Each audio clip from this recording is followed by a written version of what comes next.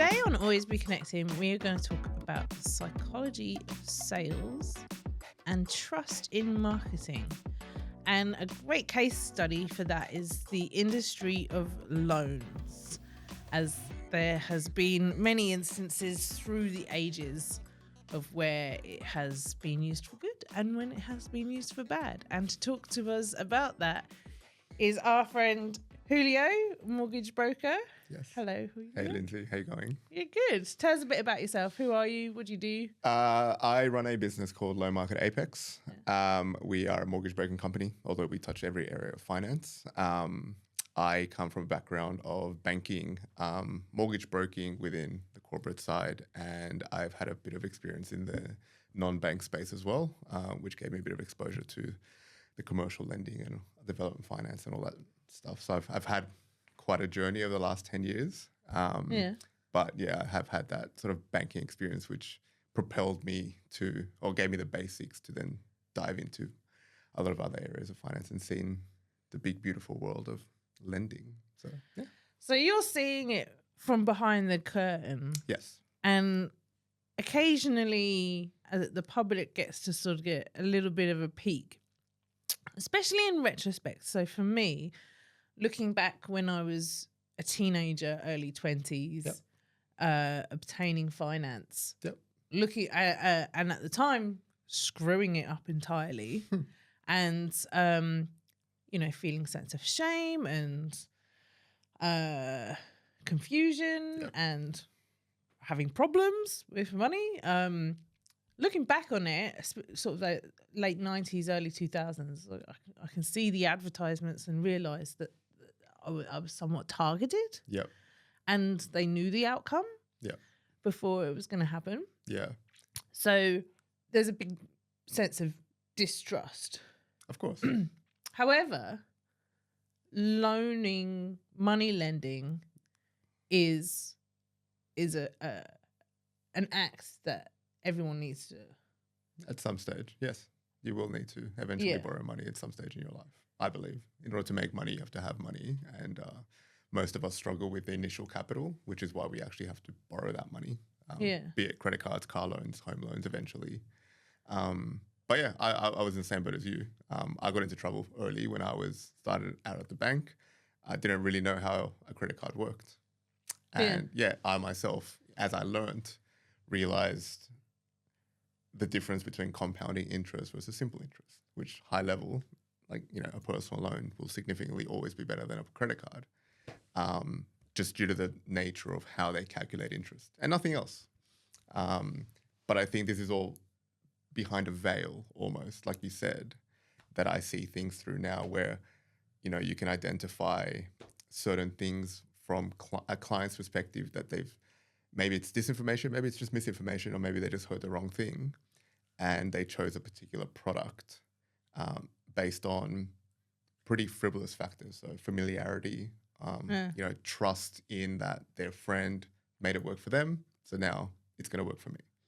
Do you know what I mean? So, and I think that's where a lot of people get confused because especially in the age of information with social media, the problem's gone from one person having misinformation to tens of thousands having the misinformation. Yeah. And then they're all relying on sources which, they may not have the experience. They may not be able to explain it clearly. And I always think that information plus understanding is knowledge, right? And knowledge is power, okay? Information is everywhere. But when I discuss loans or even credit cards, debt consolidation, things like that with people, they can give me the information. But when I ask them to contextualize it, they can't explain it. Or it hasn't been explained to them. Or they've been explained to explain it in a particular way. In a particular way that sells it to them. So then I find they're selling it to me. And I'm thinking, well, don't sell it to me. Explain to me why this is in your best financial interest. And when you peel that back, more often than not, they don't have the answers. Because it's like me trying to explain to my dentist why I need braces. He's going to know. I'm not going to know. I can tell him my teeth aren't straight, but which teeth? How much do you need? You know what I mean? Like that sort of contextualized from a personal level, it's similar to a financial level, because unless you go through your financial position, unless you analyze your own budget, what you're planning to achieve in the next 2 to 5 years, that allows us to sort of go down a particular path. Yeah. Whereas if I'm just looking to make a quick buck off you right now, no worries, I'll sell to you and I will get you to accept. But I need more than that. I need not just the information, I need the understanding behind it for you to be aware. Because the minute you walk away from me with a loan that I've given you, it's your loan. I'm not going to have to pay it off. Sure. Do you know what I mean? So that's, for me, that's paramount, that the client is informed. And again, to your point earlier that you were being sort of targeted, Australia's, as we all know, they're very property crazy. You know, it's everywhere on the news at all times. Yeah. And there's a lot of things that are hitting you from, you know, Google, you know, the ads that come up, or your phone that definitely doesn't listen to you, that just has ads up on social media for you for no reason. It's all it's basically streamlined to get you to fixate on properties or newer cars or just keeping up with the Joneses, effectively. Yeah. And from that marketing perspective, I think people get caught up and they will always find, and I think as humans, we all try to focus on the confirmation bias, which is, I want this and I believe I can afford it. Why can't I have it? Yeah. And I think finding somebody that tells you, hey, you've spent $2,000 on Uber Eats this month, that's maybe why you can't have it. You know what I mean? There's got to be some rationale behind it before you take on any kind of debt, because the way I explain it to people is debt is risk. How much risk are you willing to take? Yeah. Right? And I think that's where the information plus the understanding comes into play. So let's break down the relationship a little bit between what does the bank want, what does the person want, yep, and what's all the stuff in between, sort of like break it down into parts. What's the bank want? So the bank wants... hard to say which bank. Basically, most mainstream lenders... John Doe Bank. Well, John Doe Bank. So John Doe Bank wants a safe lend. So their risk guys get together in a big room and they say, okay, we want a property in a metro area. We don't want to lend more than 80 to 90% of its actual value to the client. And we want the client to have stable income. Yeah. Or stable employment history, at least. Yeah.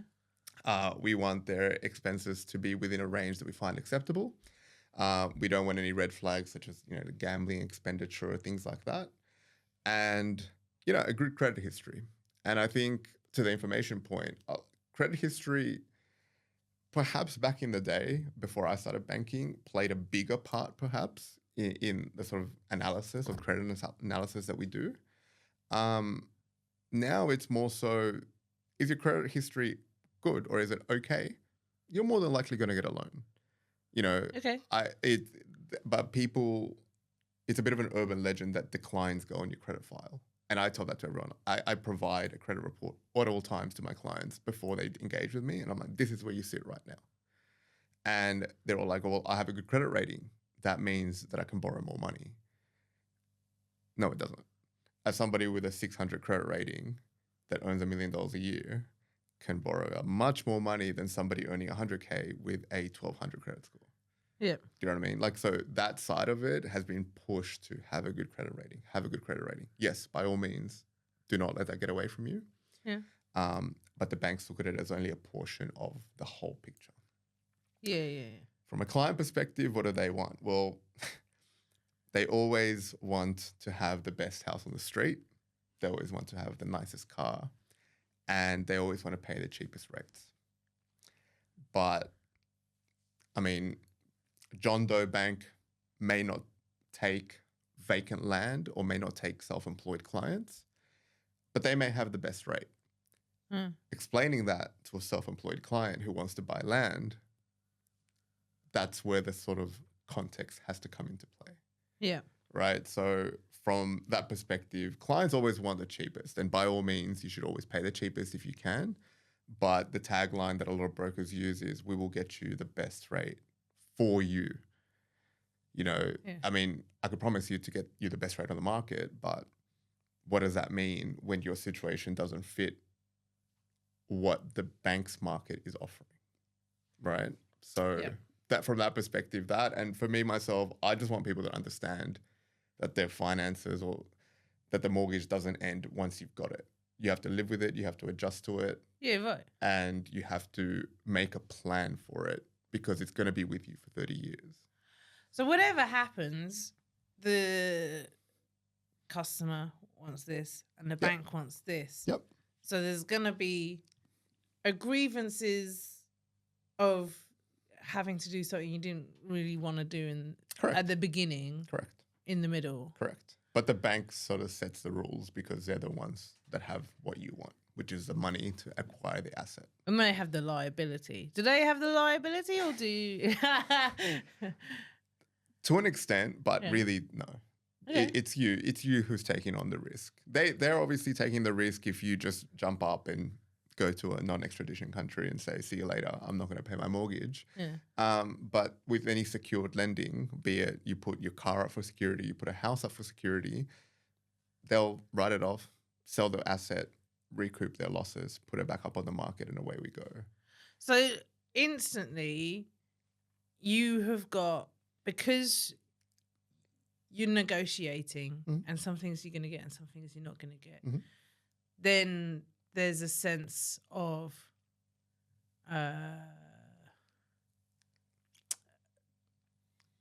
frustration, or like a power imbalance. Like, maybe they got me on that clause, or maybe they didn't. Do you know what I mean? Like, there's a sense of, they've screwed me. Yes. And again, this is a sort of conversation that turns into the long-term relationship of banks with their clients. You know, whenever I speak to somebody, I ask them, when's the last time your bank called you to save you money? It's a bit of a tagline, but it works magic, because the reality is, I know firsthand, we'll call you to get your home loan. Once I've got your home loan and I've hit my sales target and I've got my bonus and I've got my promotion, good luck with the next guy behind me, because now I've moved on to bigger and better things. Yeah. I think the brokers that expand their businesses, or at least even the lenders that sort of expand their business within a business in a bank, they're there long term, and they manage their existing clientele as well as they manage their new clients. Banks inherently will adjust their rates according to the market, but newer clients will always have a better seat at the table than the existing clients.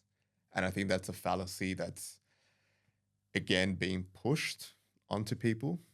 When I started in 2014, that this didn't take place, but I heard people when they came into the branch and they would tell me, well, 10 years ago, 5 years ago, you could just go speak to the branch manager and he'd lower your rate. And then me trying to explain to them that that's not how it works now.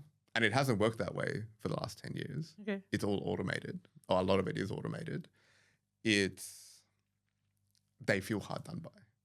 And then they think, you know, I've been loyal to this bank for 40 odd years. And then, you know, and we've talked about it before, how the reality of it is the bank wants to continuously grow their book. Yeah. And the client wants to continuously save money. So who's going to win? Well, I had a similar.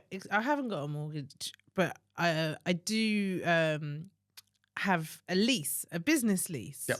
And I've got a similar relationship with the landlord. When you're going through contracts, it's always difficult. Like, there's always things that you're fighting for, and some things you got to let go. And I remember at the end of it, like, and then sort of feeling frustrated at the first few months of settling in, and then thinking, you know, like, he's a guy, I'm someone, like, why can't we just chill out? And like, so I sent him a Christmas card, and he was like, oh, no one's ever sent me a Christmas card before. And like, and I'm like, okay, well, like, maybe if we turn some frustrations around into positivity, then that's sort of maybe that's going to lead to more positive outcomes anyway in the of end. course. So like, do you see that with bank relationships? Does that happen with you in the middle of it? Are you a negotiator? Are you a pacifier in some ways? I am a mediator a lot of That's the the times. word. Yeah. Having said that, look, I think yes, to your point, there is a time to negotiate. That mainly comes down to policies, though. So when we're trying to sort of live in the grey that the credit policy says this, and the client is just outside of it, hey, let's see if we can give me an exception based on the strength of the client's profile, right? Yeah. So they tick, the credit report is amazing, the income is amazing, their business may only be trading 22 months instead of 24 months, but can you give me an exception based on the trajectory and everything else? So, they're putting down 50% deposit, something like that, right? That's as far as the negotiation will go. Yeah. With regards to sort of retaining the client, because they're unhappy due to the rate, unless, and people don't like hearing this, unless you're owing over $750,000, the bank's probably going to let you go without much of a fight. You could even lower with some banks 500,000, but I mean, if you're owing 300,000, the bank typically doesn't fight too hard to sort of keep you there, because they know that you're probably going to get a little bit of a saving somewhere else, but they're writing 50 loans a day with much bigger clips. So as far as the negotiating side, yes, it happens in my industry and it happens in what I do. People tend to project that it's much bigger than it's a much bigger part of what we do. It's more so fitting square pegs in round holes, so to speak, but where that comes with getting you the loan, keeping you at a certain bank. Again, it just comes down to the bank's appetite to keep you there, and we have very limited oversight as to what can happen with that regard. That's the truth. Yeah. So, what are some misconceptions about how banks operate that people might have? Firstly, I suppose why the brokerage industry is what it is in Australia. So banks have sort of enabled brokers to flourish because we, as of 2018, I believe, we have to abide by something called the best interest duty, or BID. Okay. So I have to provide you rationale before I submit your loan as to why this loan is not unsuitable for you. Doesn't have to be suitable. Unsuitable. Yeah, it doesn't have to be suitable. It has to be not unsuitable for you. Okay. There's a very distinct line there, and again, it's all part of the veil. Process that double negative. Yeah. So we have to basically justify why we're taking you to a particular bank. So let's say Bank Australia has the best rate, or Newcastle Permanent, or ING, and I'm taking you to ANZ. I have to provide you reason as to why. Yeah. And it may well be that ANZ's self-employed policy is amazing, which it is. And, ING's is not, as an example. And so therefore, that's why we're honing in on these banks. And these are a set of options. If you were to walk into a branch at John Doe Bank, because they don't know and they don't need to know what else is out in the market, all they have to say is, oh, you fit? No worries. We're going to write your loan. So they don't have to do what's in your best interest. They have to do what's in their best interest. Yeah. So that's sort of number one, and that's why people more and more are choosing to use brokers, because we have to abide by this rule. And that's with any loan, whether it be a personal loan, a car loan, or a home loan, that are governed under NCCP. Another misconception from the banks is, I think, my bank will take care of me because I've banked with them forever. I mean, again, maybe it was a thing 20, 30, 40 years ago. If you don't fit their credit policy, I am very sorry to say you're probably going to want to inquire with me or a broker in general, because this is why credit policies are created. because So break that down for a second. so credit policy basically is a set of guidelines, lending guidelines that the bank will put on a document, and they'll say, okay, this is the target market that we're sort of looking for. Yeah. So Bank A and Bank B, right? I'll give you an example. So Bank A will lend to any postcode anywhere in Australia, whether it be in the middle of the bush, whether it'll be, Bondi Beach. Mm-hmm. They'll lend anywhere to any type of security or any type of home. Yep. Basically on the face of Australia. Yeah. But in order to mitigate their risk in doing that, they'll tune up their borrowing capacity calculators to make sure, or to basically put a bigger sort of benchmark on that end. So they'll say, we'll give you whatever money you want for any property you want, but you have to jump over this hurdle to get it. Yeah. Whereas Bank B will say, we'll only lend to metropolitan areas, but we'll assess your income at a much lower benchmark.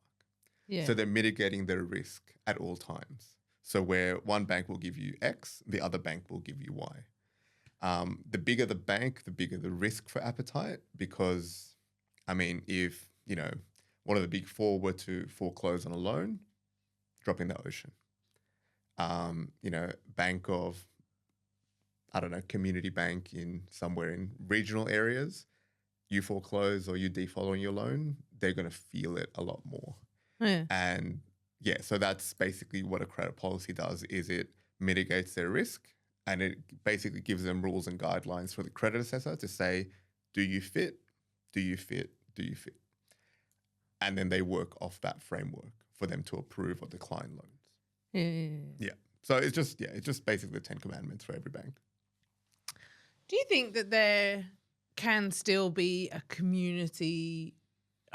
Maybe you seen It's a Wonderful Life? No. So George Bailey is he's the head of the bank. Reluctantly, he wants to go travel the world, but he has to stay and do the bank. Me too. And oh really? Yeah. But he brings a real sense of community. Like, there's bank rush, and he's like, James, we can't give you your money. It's in Harry's house, and all right, and stuff like that. So he knows everyone, and he's talking to each other, and it's nice. But it's a film from the 40s, right? Right. And then so now we've got policies and risk, and is so regulated. Yep. Can there be a person to person? Can we say, Jim, you can't have your money, it's in Harry's house? Look, having seen what I've seen, no. I think there is... How would I frame this? I think the relationship is definitely there. It can exist. But banks have gotten so big that the person that you speak to today will likely not be there the next week or the next month. Yeah. So having that relationship of Linsey will pay the loan back, I know for a fact she will, no. Because you're playing with other people's money. And I think that's the whole credit system, right? And for me personally, when I look at clients, the first question that I ask myself is, would I lend them my own money? Yeah. Because if the answer is no, I should have no business submitting that file to the bank. Right? Yeah, okay. Because a common misconception, I think this is the biggest one, is, what if the bank declines me? The reality is the broker is seeing all of your documentation. He's understanding all of your information. It's the broker, from my perspective, that should be saying, don't do this or do this. And I suppose that's a conflict that we deal with every single day, because if I do the loan for you, I make money. And if I don't do the loan for you, I don't make money. But the onus should be on us as a first sort of emergency stop to say, these are your expenses, and really lay it out in front of them, because sometimes it's a hard truth to tell. But should you really be buying a home if your income is 300,000 and you have 10K in savings and 20 grand in credit card debt? Yeah. Do you know what I mean? And again, somebody that knows them may be under the impression that they're high income earners, they live the life, they have $1,000 dinners, they're good for it. And that's where the relationship then, maybe that person gives them the loan. Yeah, okay. And they don't see under the hood. So the mortgage broker can have that relationship. I think so. But the bank will struggle to. I think the bank will struggle to just because of how big it is. And the processes and the regulation. Correct. And the system they have to put in place. Correct, because then they'll have to basically, like if I'm a home lender on a branch network, let's say I take care of the eastern suburbs, I have to be across everybody at all times. And typically, personally with my clients, I will call them every 6 months, even if it's just a hello, how you going? I do it for 2 reasons. I do it, number one, simply because I just want to say hi, because we chat a lot during the application process, and then you settle, and then you're just like, oh, I don't need you. And, off you go. So it's good to catch up with them. But on the second, I feel like once they've trusted you with their home loan, or once they've trusted you to sort of look at what they're actually doing with their money, because it can be very personal, they then will be a little bit more open perhaps in, my mortgage is keeping me up at night, or, the school fees are due, or maybe we need a new car. Is there anything there that we can do? Or maybe their credit cards have gotten out of control. Is there anything that we can do? And obviously, to be honest with you, it is a bit of a sales call, but at the same time, it's also, are you okay? Because financial stress is something that is not talked about. Yeah. And to your point earlier, the shame that comes with it.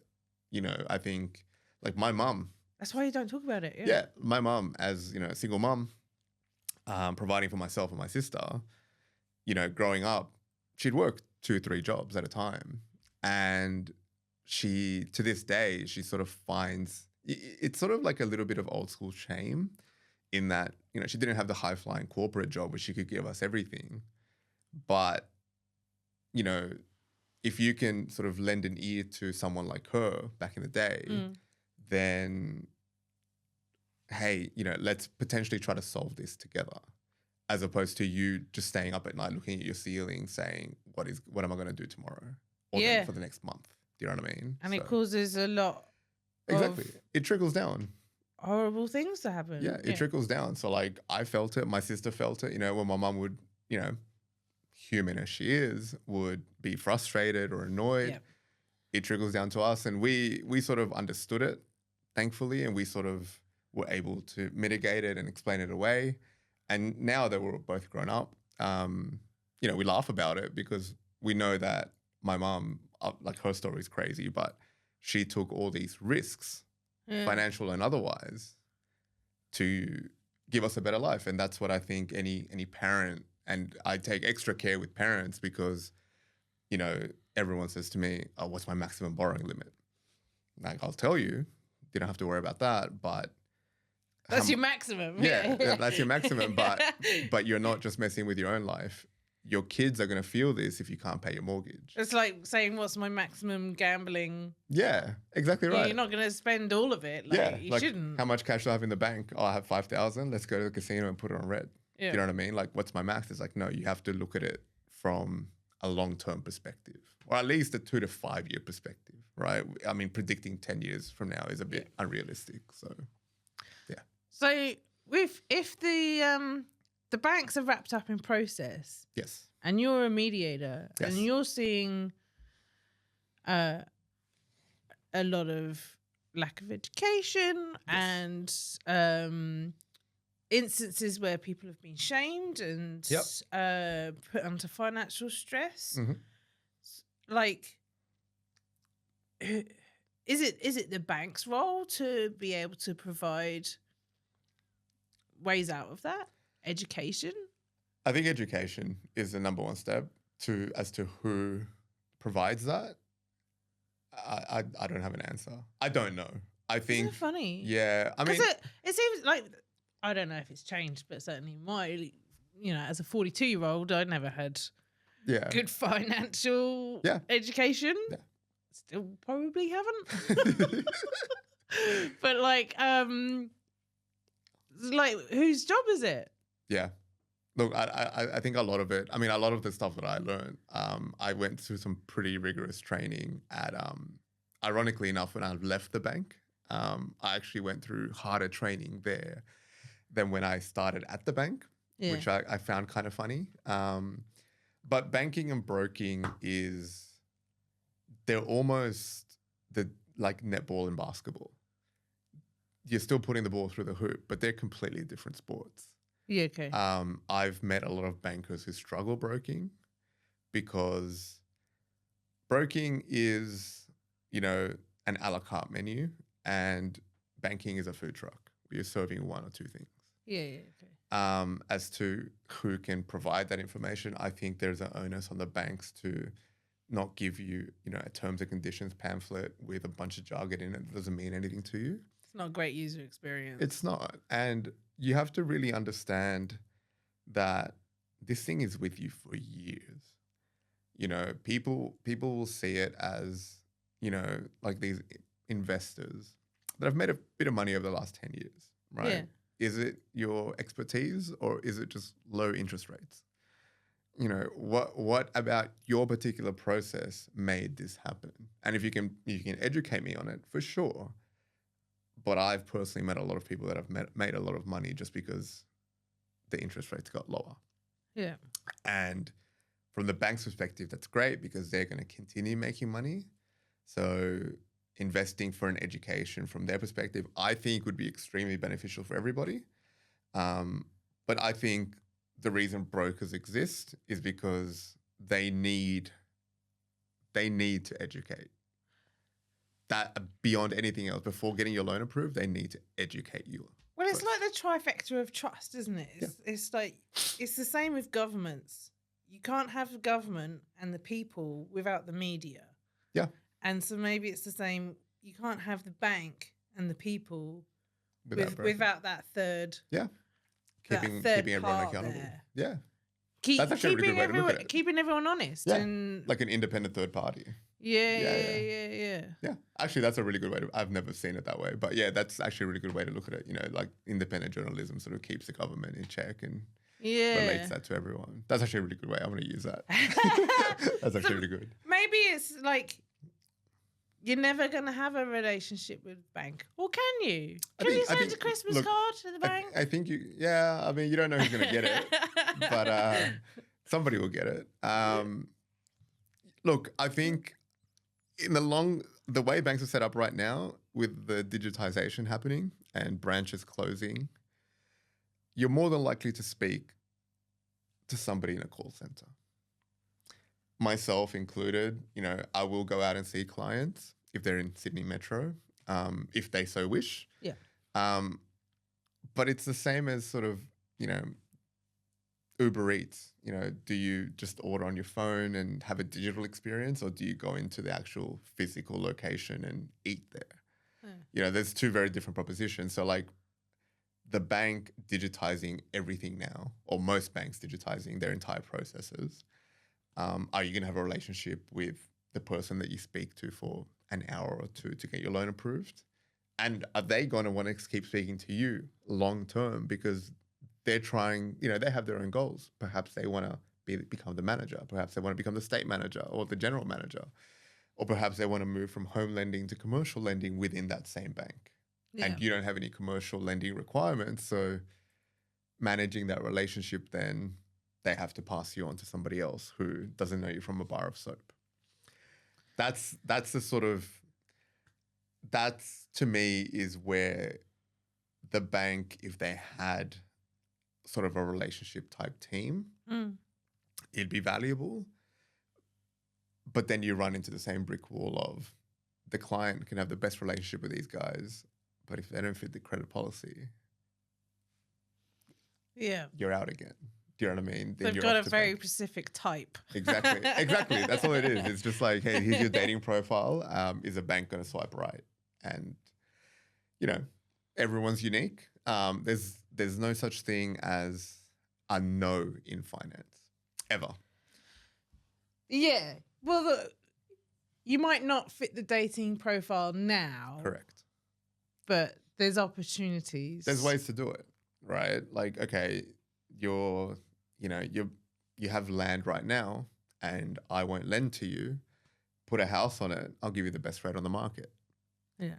Right? Or your default is, you currently have a default on your credit file and you can't borrow money for the next 5 years. Year 6, everything else ticks off and this thing comes off your credit file. I'll give you the best rate on the market. So there's never a no. And that's something that I want to sort of project to everybody. Somebody is going to lend you money. What you have to decide, and again, that's why the mediator has to be there, is I will give you my own money if you want. I'll charge you 40%, but I'll give it to you, right? Huh. How badly do you want that? Do you want it at 40%, or do you say to yourself, I want this at this particular price? Yeah. Right? And that's where the client needs to be informed, because I've had clients say to me, I'm willing to do anything to get this property. And then when you tell them, well, the bank that will lend you or the lender that will give you this money is going to charge you 7.5 as opposed to 6.4, they're like, oh, that's too expensive. It's like, well, no, you won't do anything for this property because you won't even pay 1% over, right? And that's where that comes back to the negotiation. There's always gonna be it's not going to be a perfect ride. No, there's always sticking points, and that's, again, it's an easier conversation if I tell the clients, like, this is why this is the only place you qualify based on everything you've told me, based on all the information you've provided me. Yeah.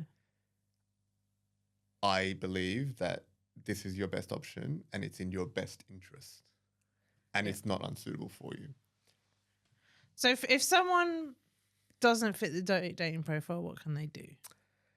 Plan, budget, understand what's wrong, or what doesn't fit.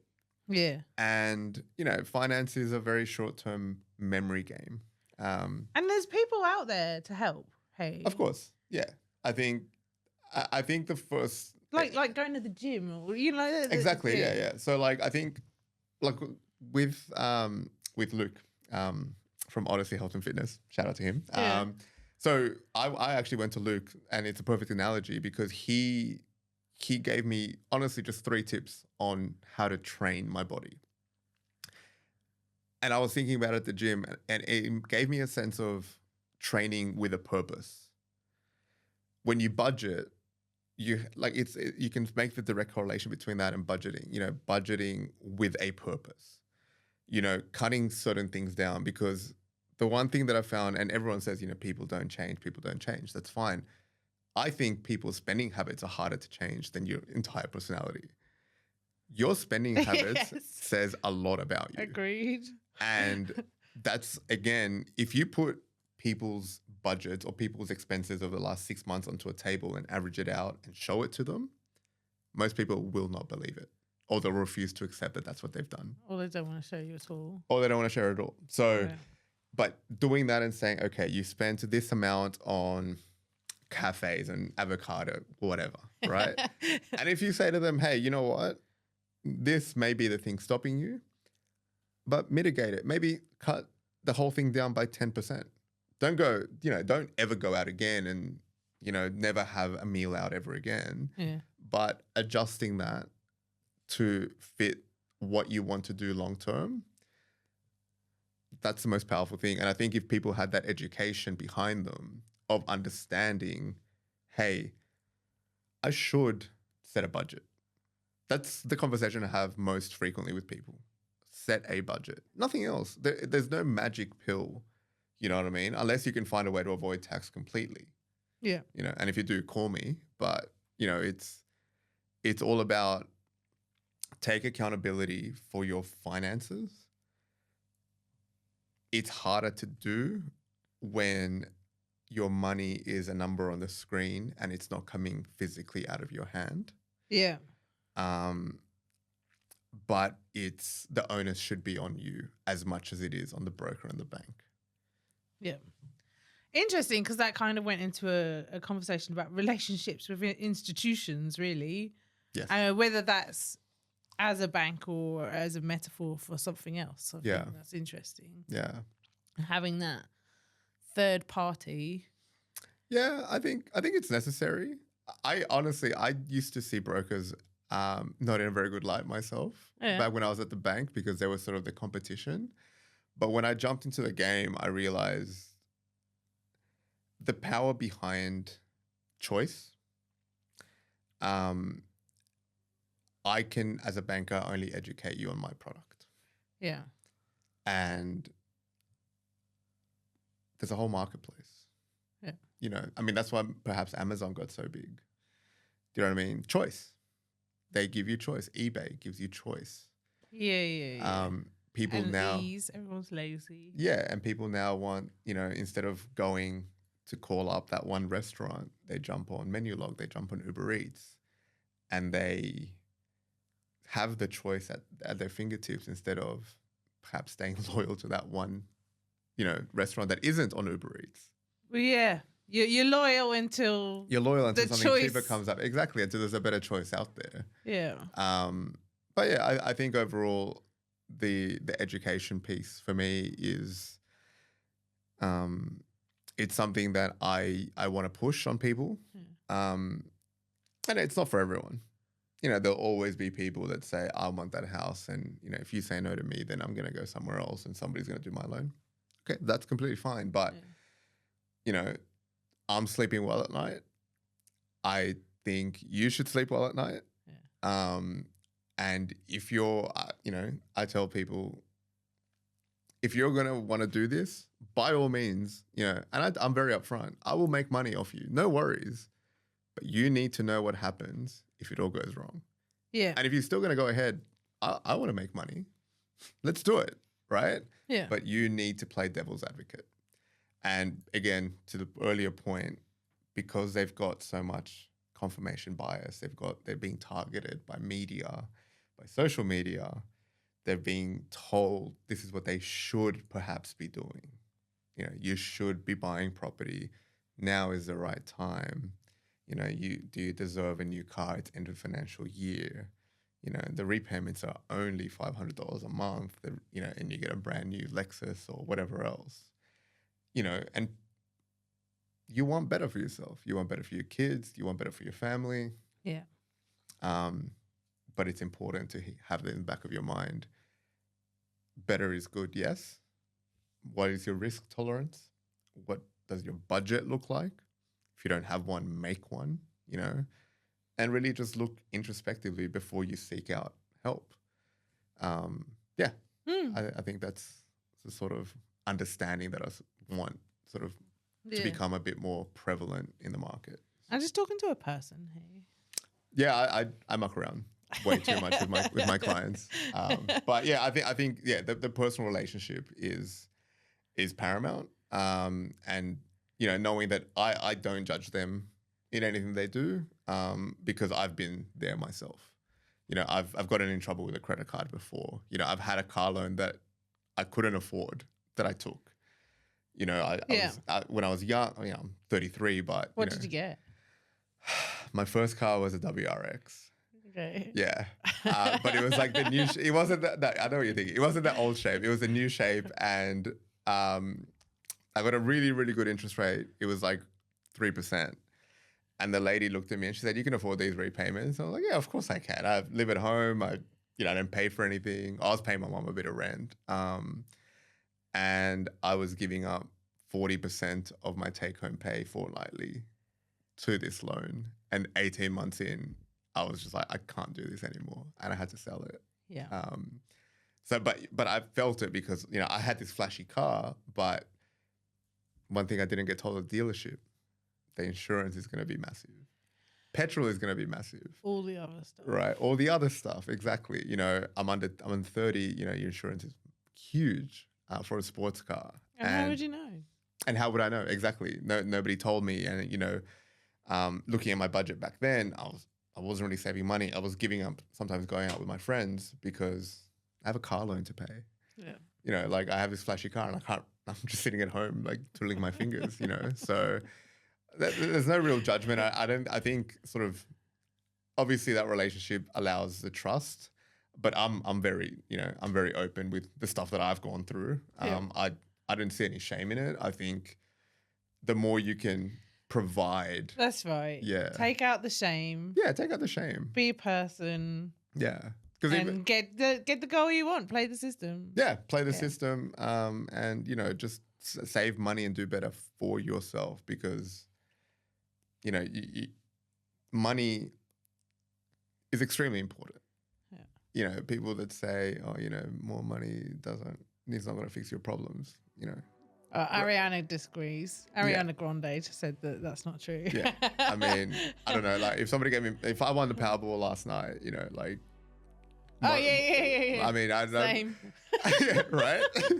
So, but knowing what to do with it, how to budget it, how to maximize it, and really being smart with it.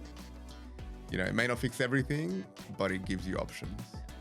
And where can people find you on the old internet? So you can find me on loanmarketapex.com.au. You can inquire through there on the Get Started button. I'm also on Facebook and Instagram, Loan Market Apex. Beautiful. Thanks so much, Julio. Appreciate it. Thanks for having me. That was awesome.